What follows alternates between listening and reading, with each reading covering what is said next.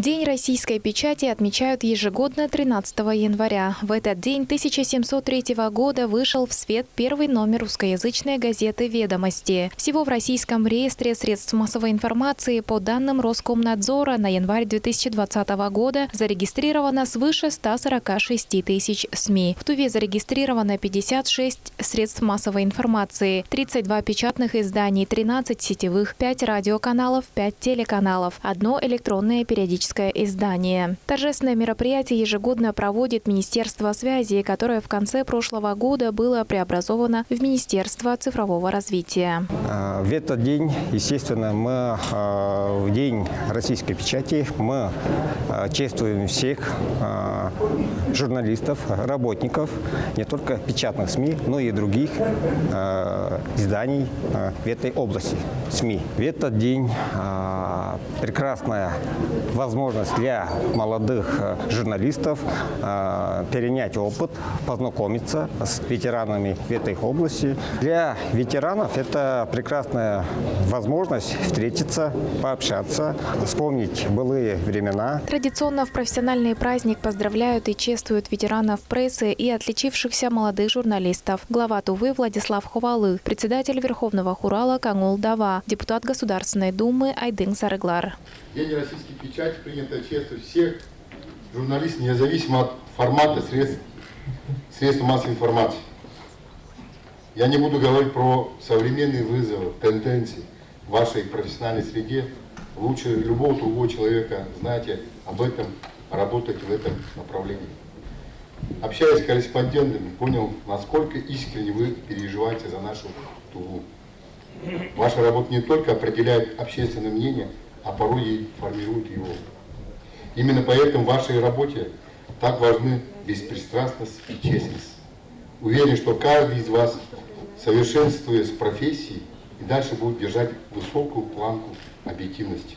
За многолетнюю добросовестную работу наградить почетной грамотой главы Республики Тува Ондара Евгения Орнамаевича, выпускающего редактора редакции газеты «Шум» издательского дома «Тува Медиа Групп».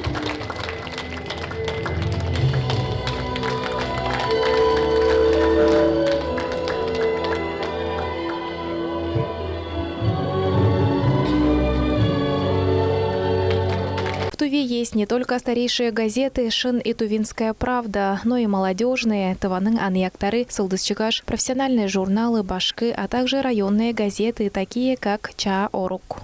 Газета выходит у нас 1943 года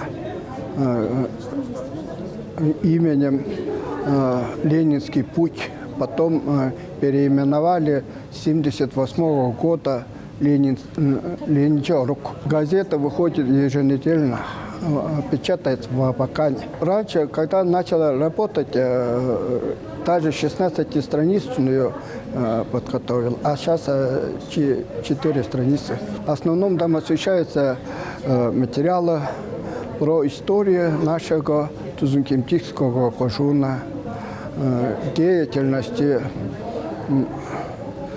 учителей, ну там все вот приоритетные программы, там все освещается, животноводство, культура и разные темы. Ветеран тувинской журналистики, обладатель многочисленных профессиональных наград Хенчекара Сагдеевич Мангуш пишет одновременно на русском и тувинском. Сам иллюстрирует свои репортажи и заметки снимками. Сегодня он удостоен звания «Заслуженный журналист Республики Тыва». Телевидениеден, көріп, радиодан тыңнап, телевизордан көріп, солынардан олыстың бейжейін, адыраларын omjып тұрасылар. Жары тарғаларының жоғазында олса журналистика парлалға мағасалы интернация чепсіктері дейірге олу тұза чоңға информация таңнады кедірерінге олу үлін күйет бірер деп жоғалаш бардылар ол базашын. Өткен жылдан дегілейістің туғаның алдарлық журнализі деп атты беріп қаған, атты дұрыс қаған жедір. Оң бірезіңі бүгін ине аза табысты. Ол дейштің аза өрт тұрбын. Журналистика – профессия мирная, и основное оружие журналиста – это перо, бумага, диктофон и фотоаппарат. Однако военкоры все же погибали при выполнении своих профессиональных обязанностей. Своими воспоминаниями о профессиональной деятельности делятся именитые писатели Тувы. Когда я учился в институте, я, конечно, писал в газете «Шин Правда», но тема была спортивная только. Я и не думал, что буду журналистом, я думал, буду учителем. Но когда я пришел в Лукимское районное отдел образования, мне предложили работать в газету «Луким», которая будет вот осенью открываться. Я согласился, и так и пошло-поехало. Я через год на телевидение перешел. Потом там проработал около 10 лет, перешел в газету «Шин». Потому что тогда считалось, что кто проработал некоторое время или имеет опыт работы в «Шине», и Тувинской правде тоже может работать в любой органе средств массовой информации. Начиная с 1997 года традиционно в День российской печати проходит вручение премии президента России в области СМИ и грантов для поддержки проектов молодых журналистов. Вот за моей спиной первая тувинская газета, старейшая газета «Шин». И выходила она на старомонгольском языке. И вот Союз журналистов Тувы со старомонгольского перевели на русский и на тувинские языки. И теперь это 5 номеров доступны уже широкой читательской аудитории.